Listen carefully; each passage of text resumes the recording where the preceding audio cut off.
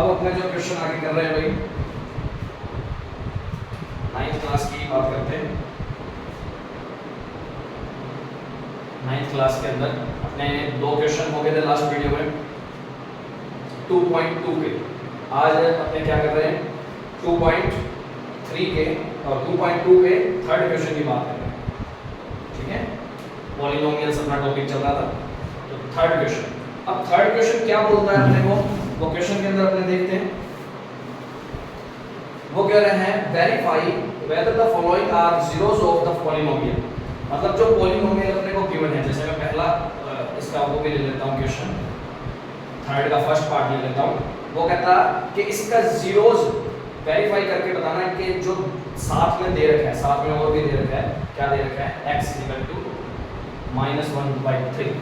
अब वो कहता है कि वेरीफाई करके बताओ कि इस पॉलिनोमियल का ये जो दे रखा है x की जो वैल्यू दे रखी है वो इस पॉलिनोमियल का एक जीरोस है या नहीं। अब नॉर्मल सी बात है, ये इसका जीरोस होगा तो इसके अंदर जब x की वैल्यू रखेंगे तो आंसर कितना आएगा, जीरो बनेगा। मैंने क्या कहा था, जो भी बंदा जो भी x की वैल्यू, जो भी वेरिएबल की वैल्यू पॉलिनोमियल में रखने के बाद पॉलिनोमियल को सॉल्व करते ही वैल्यू जीरो बना दे तो वही x की वैल्यू क्या होती है उस टाइम पे, जीरो होती है उसकी। तो अपने चेक करना है, वेरीफाई करके दिखाना है। वो कहता है वेरीफाई करके दिखाओ जो भी तुम्हें साथ में इनकी वैल्यू दे रखी है पॉलिनोमियल्स के साथ। जितने भी क्वेश्चन है इसमें 8 क्वेश्चन दे रखे हैं, तो 8 में साथ में कोई ना कोई वैल्यू दे रखी है, t है तो t की, y है तो y की, s है तो s की, कुछ भी दे रखा है, जिसका पॉलिनोमियल दे रखा है उसकी वैल्यू साथ में दे रखी है। अपने को वेरीफाई करके बताना है कि वो पॉलिनोमियल का जीरोस है या नहीं है। ठीक है, जैसे अपने इसी क्वेश्चन की पहले बात करते हैं, तो सिंपल सी बात है, जो दे रखा है वो पुट कर देंगे, पुट x -1/3 पुट कर दिए। ठीक है, पुट किया तो 3 -1/3 प्लस में 1 मल्टीप्लाई में ऊपर और नीचे वाला कैंसिल हो जाता है, रह क्या गया -1 प्लस 1 कितना आ गया आंसर। तो x -1/3 क्या है, जीरोस है, किसका, पॉलिनोमियल का। समझ आ रही बात, this is the zeros of polynomial. ठीक है, हो जाएगा, ये पहला पार्ट है इसका। इसी का अपने बात करते हैं पार्ट नंबर, चलो सेकंड ही कर लेता हूँ मैं पार्ट। इसी का सेकंड पार्ट है dx 5x - 5 और साथ में x की वैल्यू गिवन है हमें 4/5। ठीक है, 4/5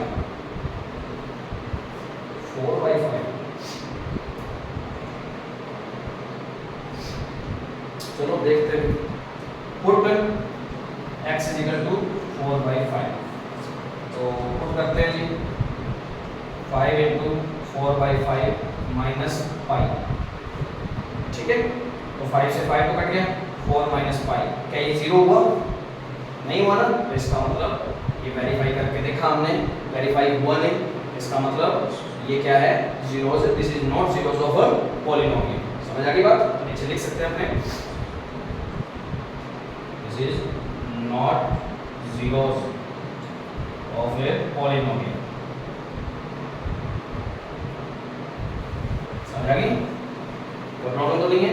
पर एक बात ध्यान देना, अभी शायद इसका मिसप्रिंटिंग हो सकती है, इधर 4 भी हो सकता है। वैसे ये जो क्वेश्चन दिया हुआ है तो उसके हिसाब से तो यही बनेगा आंसर, पॉलिनोमियल का जीरोस नहीं है, पर शायद मिसप्रिंटिंग के कारण पाई की जगह 4 भी हो सकता है। ठीक है, यदि पाई की जगह 4 होता तो 4 - 4 करने पर कितना हो जाता, 0 हो जाता।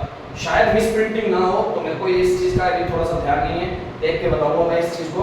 ठीक है, तो एक बार तो अभी तक जो बुक में क्वेश्चन दिया हुआ है पाई से दिया हुआ, तो अपने पाई से रिलेटेड क्वेश्चन हो जाते हैं। ठीक है, ध्यान रखना इस चीज का।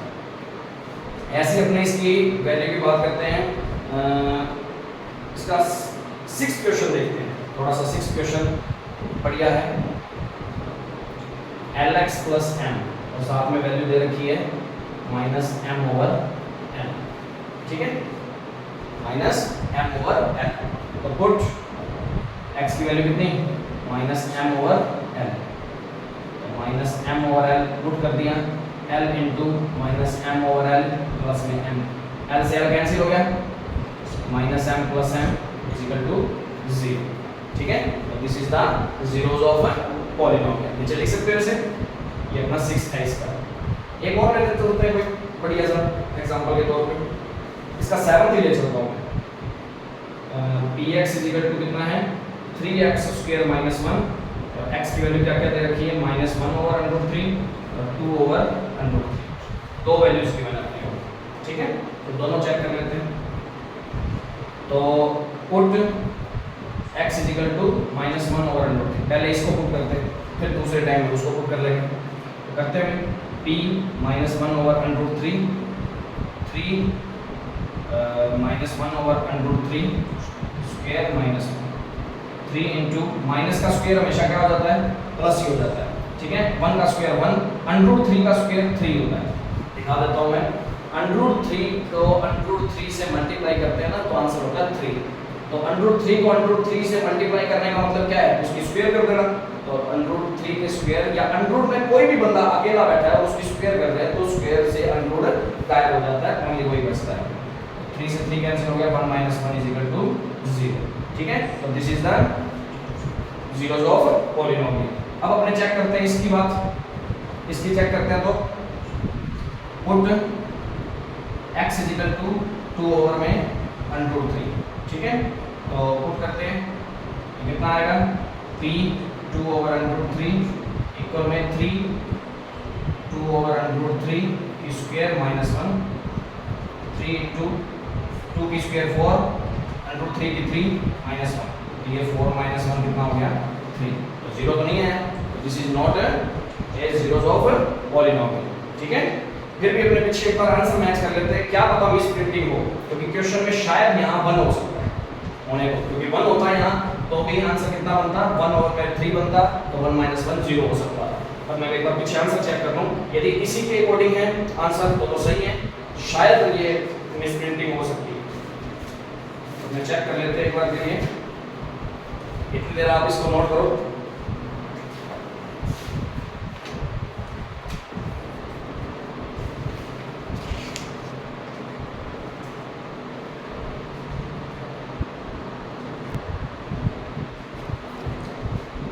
जी भाई, पीछे आंसर इसी के अकॉर्डिंग ही दे रखा है, इसका मतलब अपने आंसर जो है वो सही है, ठीक है, जो उन्होंने निकाले हैं उसी के हिसाब से। तो यहाँ लिख देना दिस इज द पॉलिनोमियल और zeros of polynomial, this is not a zeros of polynomial, ठीक है। इस तरीके से इसको नोट कर सकते हो तो आराम से। तो इसके जितने भी हैं सेकंड थर्ड क्वेश्चन के जितने 8 पार्ट हैं, 8 के 8 पार्ट दोबारा से करके देखोगे। 4 पार्ट मैंने करवा दिए हैं, बाकी 4 अपने आप करके देखोगे और इनको भी दोबारा करके देखोगे। जितनी ज्यादा तुम बारी-बारी प्रैक्टिस करके देखोगे ना, उतना ज्यादा इतना सीखने को मिलेगा, ठीक है। इस चीज को ध्यान रखना, सभी चीज में जिसमें भी सफल होना है, सफल होने के लिए बारी-बारी प्रैक्टिस का करना बहुत जरूरी है। बारी-बारी प्रैक्टिस करेंगे ना तो उसमें अपने आप ही अपने परफेक्ट हो जाएंगे, परफेक्ट होते ही फिर अपने आप ही सफल है, ठीक है।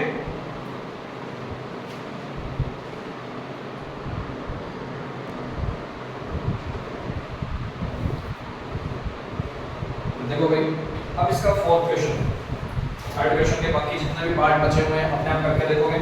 कोई प्रॉब्लम लगते तो बता देना, कमेंट बॉक्स में बता सकते हो।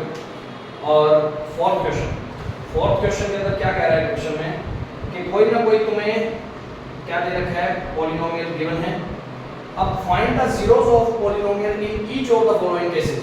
जितने भी तुम्हें क्वेश्चन दे रखे हैं उन सभी के अंदर अपने को क्या फाइंड करके दिखाना है, जीरोस फाइंड करके दिखाना है कि इसका जीरोस होगा क्या, ठीक है, कि x की ऐसी क्या वैल्यू आएगी जो अपने, और वही बात आ गई स्टार्टिंग में जो मैंने स्टार्टिंग में समझाई थी ना। तो बताना भाई जीरोस का मतलब क्या है, पॉलिनोमियल की वैल्यू कितनी हो जाना 0।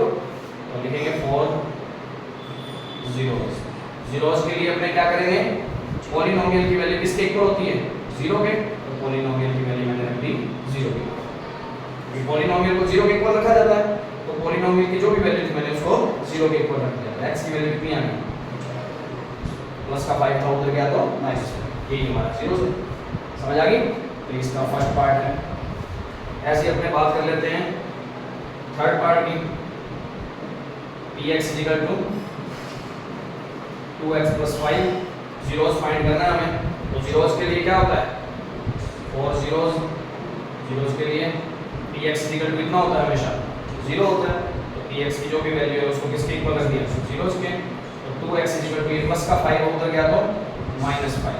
हमेशा ध्यान रखना पहले प्लस या माइनस में जो बैठा है ना x के साथ वो पहले उधर जाता होता है, मल्टीप्लाई वाला नहीं जाता पहले, ठीक है, ध्यान रखना।